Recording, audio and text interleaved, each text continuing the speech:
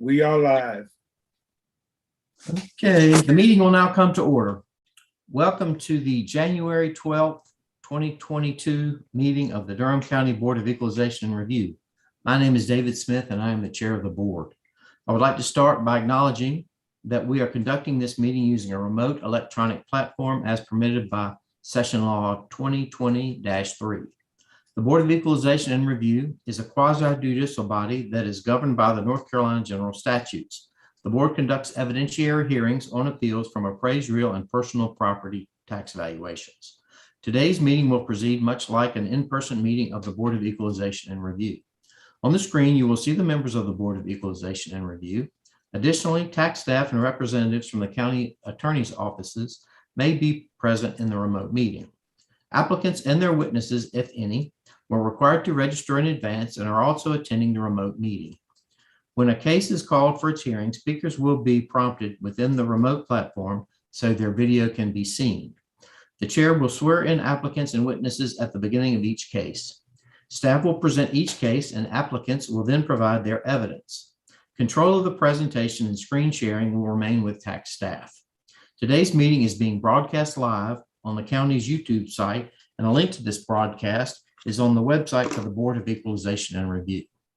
Before we begin the evidentiary hearings on today's agenda, I would like to provide some important information about the steps taken to ensure that each party's due process rights are protected as we proceed in this remote platform. Each applicant on today's agenda was notified that this meeting would be conducted using a remote electronic platform. During registration, every applicant on today's agenda consented to the board conducting the evidentiary hearing using this remote platform. We will also confirm today at the start of each evidentiary hearing that the participants in the evidentiary hearing consent to the matter proceeding in this remote platform. If there is any objection to a matter proceeding in this remote platform, the case will be continued.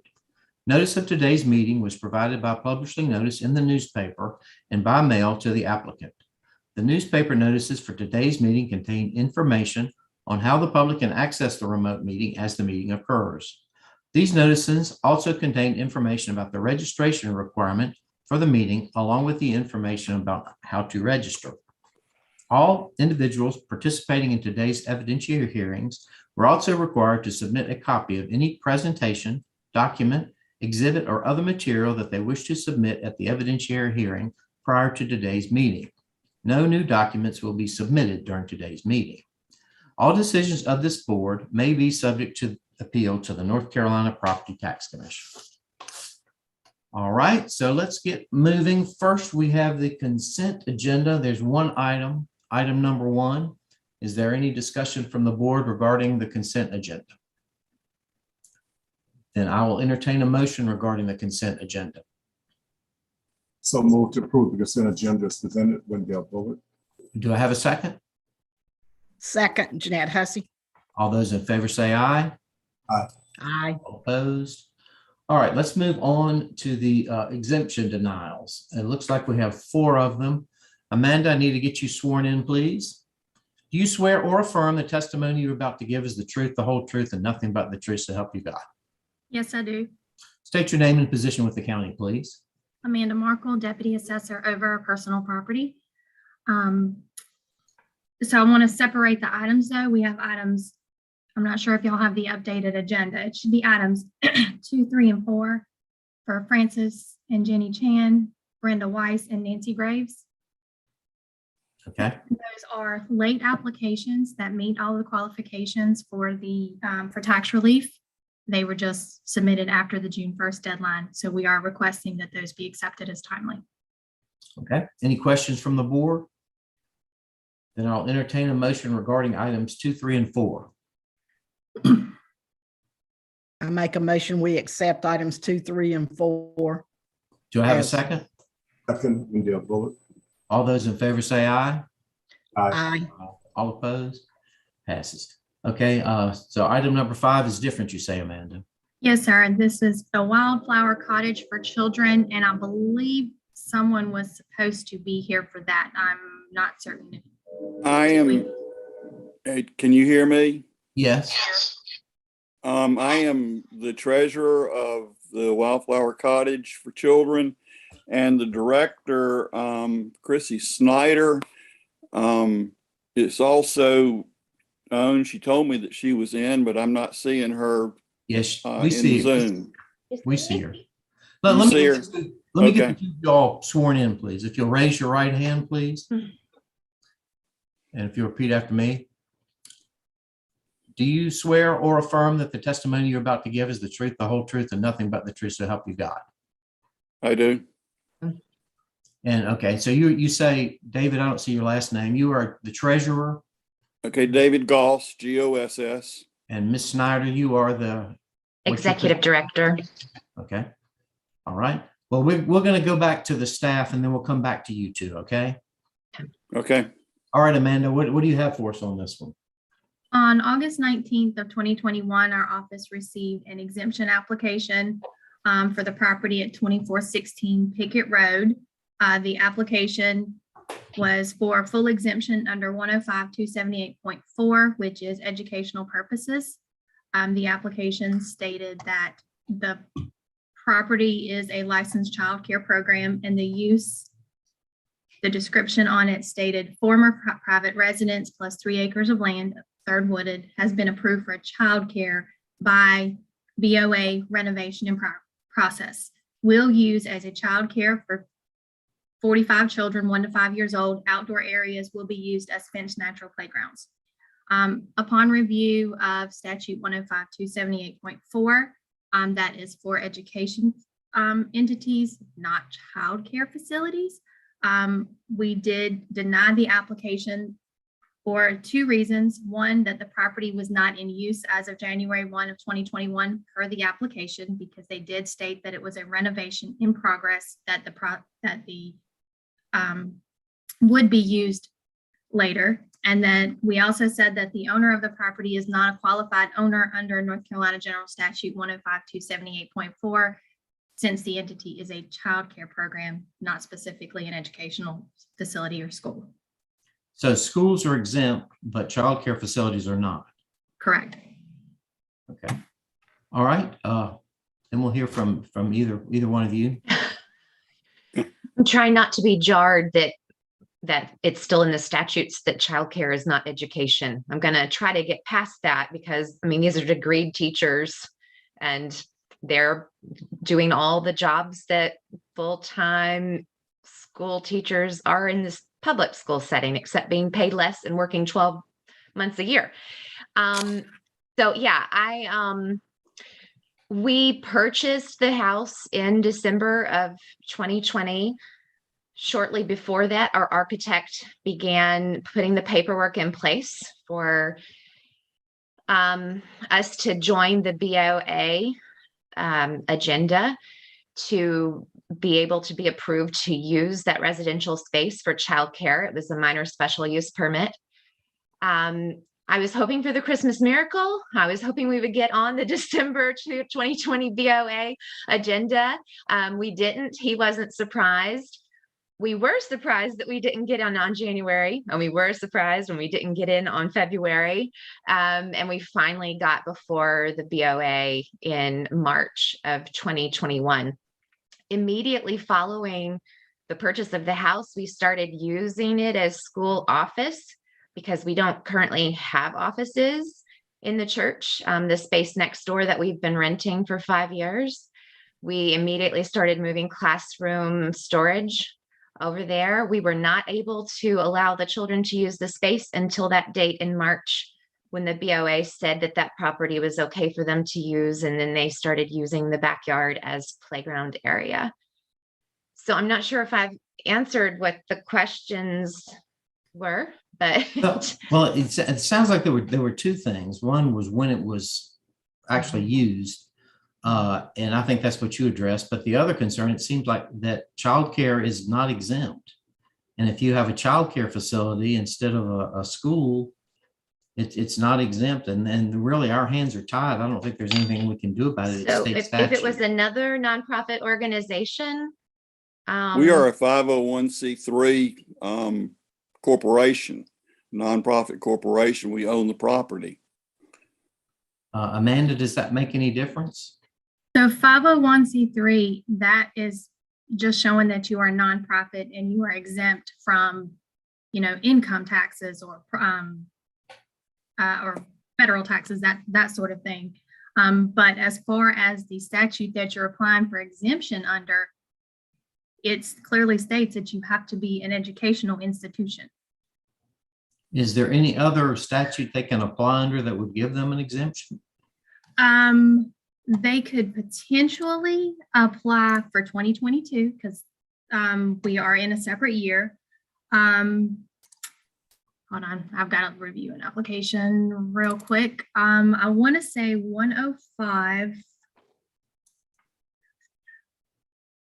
105-278.7, which does categorize other charitable educations. Let me double check it in the statutes real quick to see exactly what it says. I said 278.7. While she's looking that up, I am wondering, childcare directors like me are running programs. We don't have time to lobby, but it seems very, very wrong for 5-star childcare to not count as education. Just to throw that out there, not that I have time to lobby. I don't know if there are powers that be that we could address those concerns with, but not just for us, but anybody who's working so hard in this field. No, I agree. Is a summer camp program considered educational for school-age children? It depends on the summer camp and the owner and all of that. And if you're only using it for a small period of time, we have to look at the full year as well. Well, Amanda, do you think you could send them some information? I don't know if there's any way they can be exempt. But if you could do that rather, because I hate to put you on the spot right now. No, that's okay. But I would recommend that they do review General Statute 105-278.7. Because there's a lot of criteria under that one. Have you got that, Ms. Snyder? Have you got that reference? I think so. GS 105-278.7. Yes, And ma'am. I don't know if you have their information. Is that something you could send to them? I don't have emails on here, but if I was gonna say, if they want to give me a call, I'll give my number, and that way your phone numbers are not part of the public record, but my work number is. If you want to give me a call and give me your email, and I can email it to you.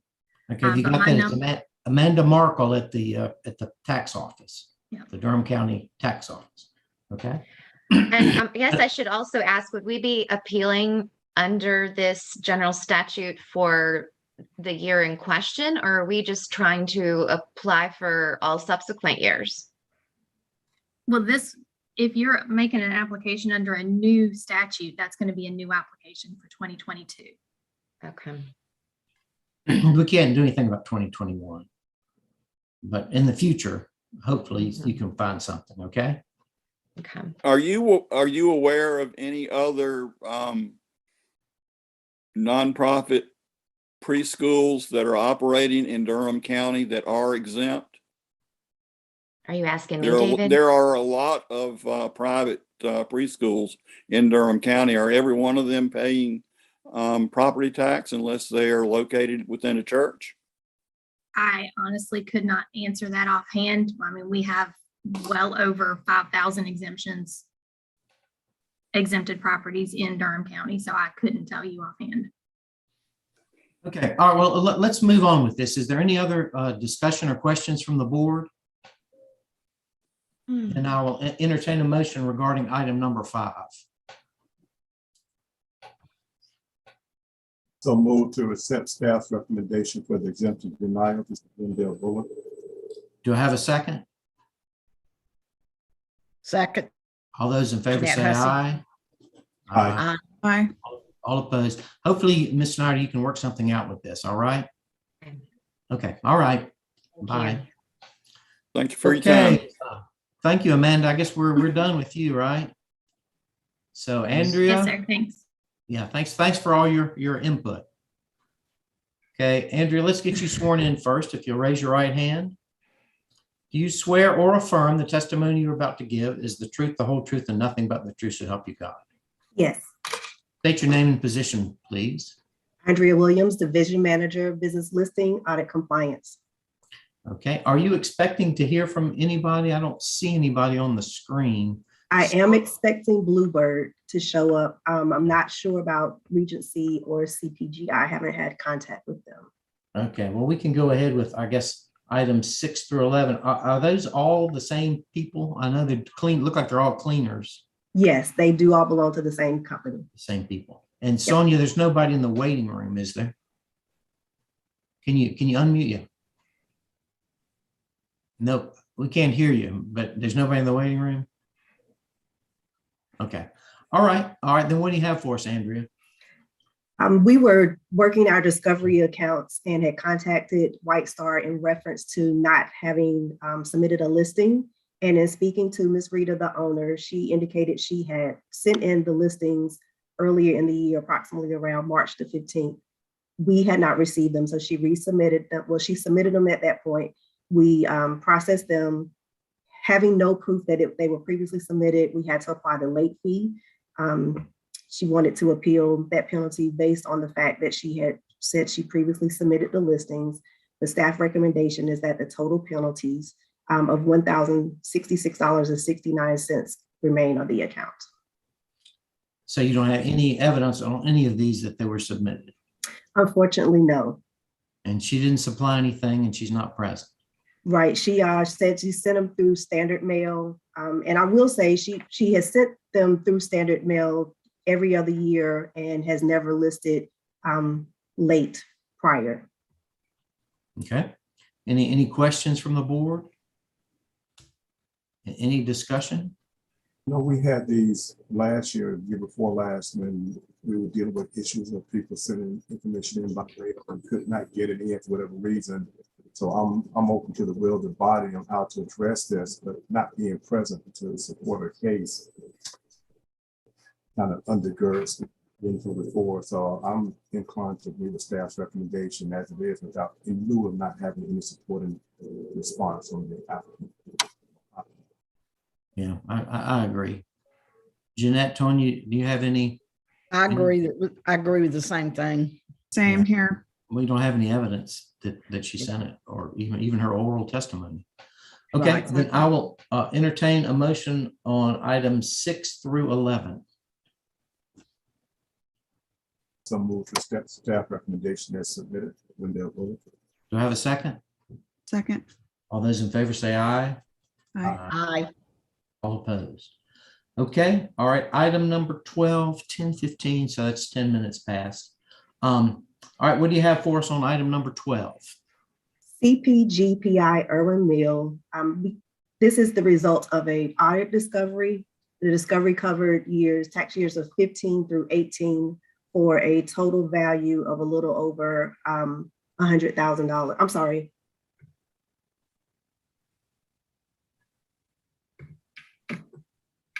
For a total value of a little over $75,000. The penalty for all of these years ended up being $464. Upon receipt of the audit findings, the taxpayer requested an appeal for the penalty. They paid the bill. I do not know why. They did not supply a reason on why they had underlisted in those previous years. Okay. I see we have Ms. Witcher. Can you unmute, please? She's for the next one. Just check. Okay, so you're with Bluebird, is that correct? Yes. Okay, we'll get to you in a minute then. Okay. All right. So for number 12, they were just they didn't offer any reason why they underlisted. No, and the underlisting was discovered through an audit. Okay. All right. Any questions or discussion from the board? Again, we're not having any evidence, as saying why they underlisted. Okay. Staff recommendation is submitted. Well, what was that, Wendell? I couldn't hear you. All right, make a motion to approve staff's recommendation as submitted regarding the penalty. Okay. Do I have a second? Second, Jeanette. All those in favor say aye. Aye. All opposed? Aye. Okay, then the penalty stands. All right, let's move on to number 13. Ms. Witcher, we'll get to you in just a minute, okay? We'll let the staff go first. All right, so Andrea, what's the story with this one? Bluebird Bio submitted a listing for tax years 20 and 21. And when they received their bill, there was a question about the processing of the listing. In that, we ended up having to look at it a little more closer and having some conversations, needed to do a little more research. They initially submitted 1 day late. Amy had indicated she thought the listing period was through the 16th, but it actually was just through the 15th. In doing our research, there was a lot of conversations, a lot of information that we asked for from them. She was very cooperative. She tried to supply the information as quickly as possible to us. It took us a while to be able to finalize it. And in the end, we typically try not to bill a taxpayer after November 15th without their consent. And prior to making the bill, we had a conversation about creating that bill with a 22 due date. And at the time, she thought that they could get the payment out on time.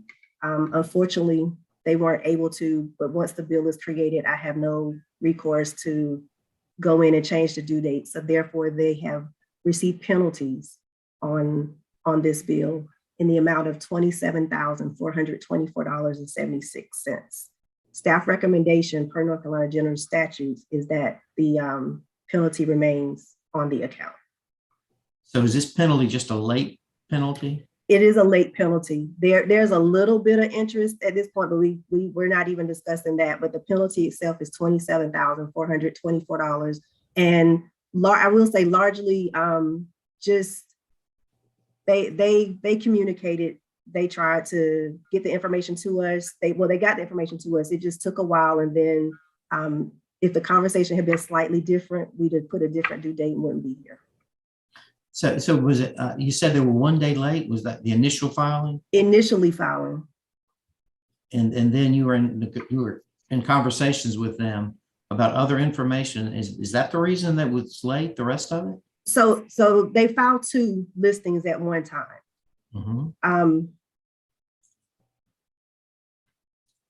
They could have just, if we could have we didn't process the listing until the end of this year. There was 2 listings. If the conversation had been different, she had the option to choose a 23 due date, just because typically we do not bill after November 15th without discussing it with the taxpayer. She wasn't in contact with her billing department, and she can talk more about this, but they just weren't able to get a check to us on time. Okay, so the check, and when did you receive the check?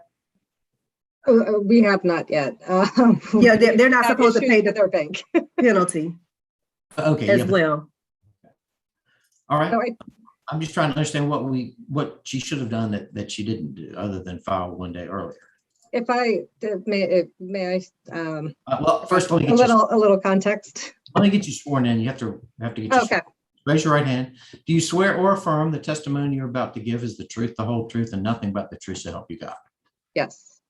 State your name and what's your position with Bluebird Bio? I am a tax director here at Bluebird Bio. Okay, so you're an employee of Bluebird Bio. Yes. All right. Okay. All right. What do you got? So to give a little context of this year, it's been a little bit crazy for Bluebird. We announced back in January, a year ago, actually, that we were intending to split our company into 2. So the months of March and April and May, we were focused on doing an SEC filing where we had to actually separate the companies and file beginning of May. I thought we did do an extension. We filed for an extension end of January.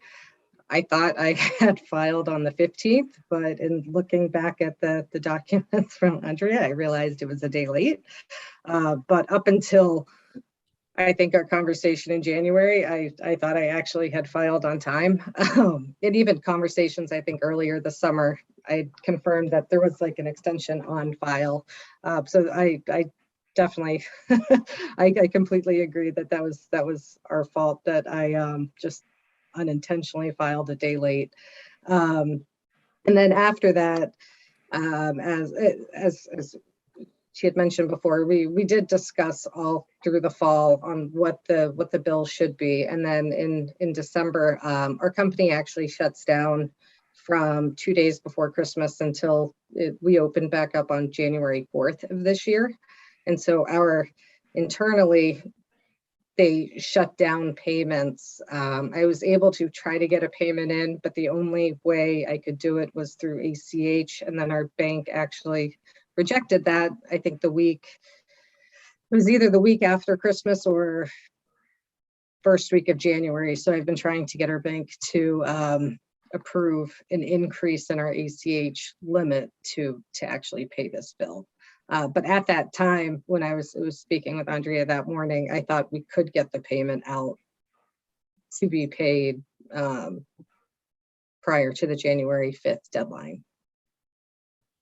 Okay, so you were a day late with the filing and you're late with the paying also. So there are two issues there. Yes. Okay. All right, and you were late with the payments because you were having trouble getting it through the bank. Yes. And I'm still trying to get forms signed with the bank to actually allow the increase in limit. Okay. All right, anything else? Andrea, do you have anything else? No, I just want to clarify that for the listing, for the 2020 listing, they were a year and a day late, and for the 21, just a day late in filing. They filed both listings at the same time. Okay. So this 27,000 part, they're for 2 different years, correct? Yes. Okay. All right. Well, what is any questions from the board or any discussion? So the penalty, just so I understand, is for being 1 day late filing but for 2 years. Correct. For 20 and 21. Yes. Is that correct? That is correct. Okay. Well, one of them's 1 day and one of them is a year and a day. Is that correct? Correct. So what do you all think about waiving the one that's 1 day late and charging them for the one that's a year and a day late? Look at that. I'm okay with that. I think that's reasonable. Split it, Andrea, and just have them penalized for the 1 year that they were late. Yes. Yeah, we can do that. Okay, so that'll be probably about half, I guess, right? It'll be I guess there's interest too. approximately $4,000. So it was $23,000 for 2020. For it was CIP, and CIP doesn't depreciate, so it's a higher value, much higher value. Okay. All right. Well, what is the board? We just go along and penalize them for the 2020 filing that was late. Is that all right with everybody? Yeah, I make a motion that we penalize them for the 2020 year late penalty and forgive the 2021 late penalty. Okay. Do I have a second? Yeah. Okay. All those in favor say aye. Aye. All opposed? All right, Ms. Witcher, we're letting you off the hook for a lot of money, it sounds like. But Thank anyway, you. make sure you're on time from now on, okay? Well, we actually ended up selling the facility in September, so we don't actually own it anymore. So hopefully we won't have anything else. Okay. All right. Thank you. Well, thank you very much. All right. Andrea, I guess that does it for you, doesn't it? Yes, thank you. Thanks. Okay. And Starling, where are you? I know you're in the Bahamas somewhere. There he is. So there was some stuff going back and forth about about us, reapplying for positions. And I think, yes, some of us have or are not at the end of our term. I know this is kind of a new thing. Used to do a year-to-year thing. So who is up for reappointment? No one that I think. All right. Now, I wanted to ask you all a question or two. We had 3 people that were renewed for a 3-year cycle. and 2 that was renewed for a 2-year cycle. By any chance, does anyone remember who was 2-year cycle? Because you're still good for this year, because last year was the first year. This year is the second year. Next year, of course, would be the 3rd year. So, and we were going through the notes, and we decided that short of pulling some applications, we would just ask you all, who were the 2-year people? Does anybody remember? Mr. Blue? Mine has 2-year. I'll pull my folder, but I do have access to it, but preliminary, I know it's 2 years. Yes, sir. Okay. All right. Who? I know I was 3 years. Right. Maybe I was 2 years because Wendell and I have kind of come on at the same time. So maybe I was 2 years. Okay. I think I saw my application last night. I'll pull it out in email. Okay. All right. The reason why we were just trying to, at this point, we do not think that you all need to reapply for this year. And we just wanted to get you all's opinion on what date it was quickly. So we're going to do a little bit more research, find out if you really do need to reapply, which we are under the assumption that you do not, because that's why we were going to multi-year appointments. You know, that would defeat the purpose of going to a multi-year appointment if you have to apply. So we're under that. So then that would mean that the 2-year folk would then go and reapply again for next year. And if we did it for a 2-year app, then we could then the 3rd year for the 3-year folk go to a 2-year app for them. And then we would be in a every other year rotation for a portion of the team. So that's why this has come up as I don't want to say an issue, but as a question.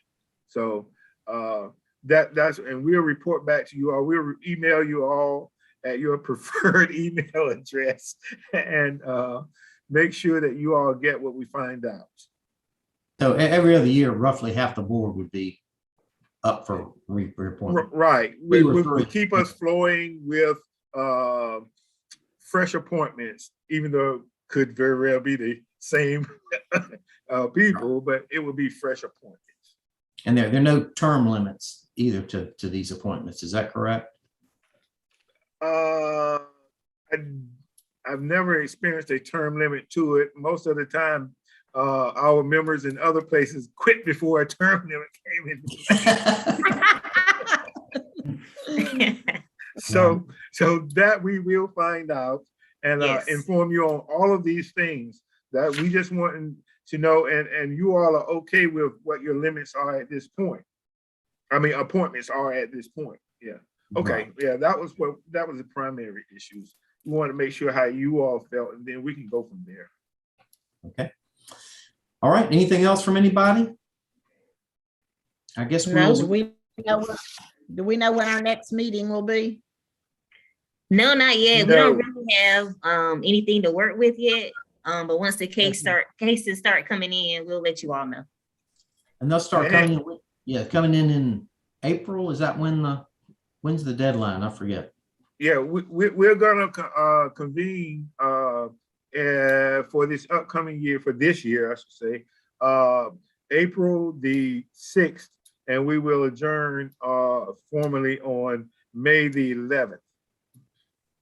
Okay, so we'll meet on the 6th, but not necessarily on May 11th. Is that right? Do we need to? That is correct. We'll do what's necessary on the 6th as far as handling our formalities, and then we'll still be able to receive applications up until the 11th without an issue. Of course, if we send a notice of value change after the 11th, then they will have 30 days from the date of the letter to apply for an appeal. And then we will handle them, set them up accordingly. And as you all know, we have appeals that come in at all kinds of times for real property. Yeah. And so we'll handle them as they come in. But as you also know, we are expecting it to be fewer appeals because we are later in the revaluation cycle.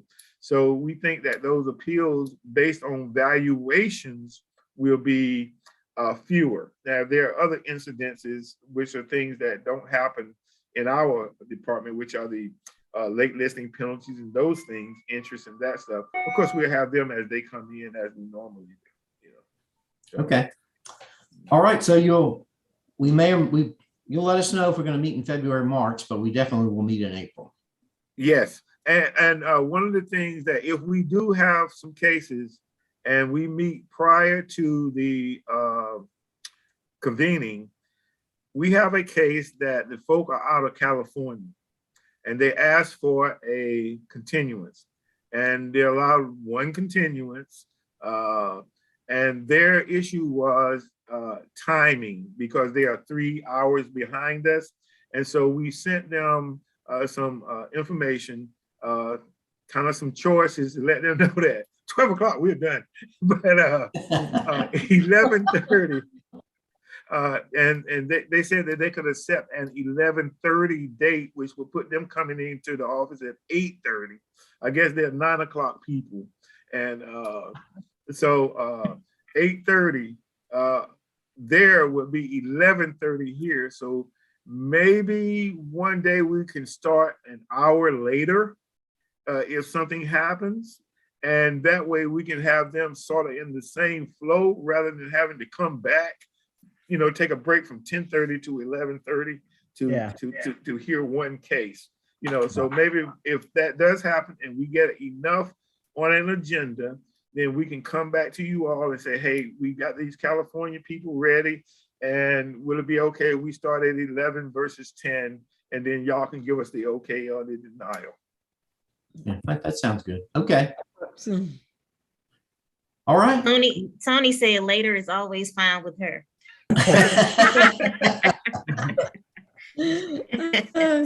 Okay. All right. Anything else? How's David doing? That's it. She's doing good. Yeah, she's getting big, being busy, walking around, talking, doing a lot. Yeah, she's fussing everybody out. That's probably what she's doing. Pretty much. She's a little firecracker. Yep. Well, it's good seeing you all again. Maybe one day we'll be in person. Who knows? One day. All right. Well, we're adjourned. I'll see you guys. All right, hey, take Tanya, care. I just want you to know you're not a bad aunt. You just have bad internet. You know?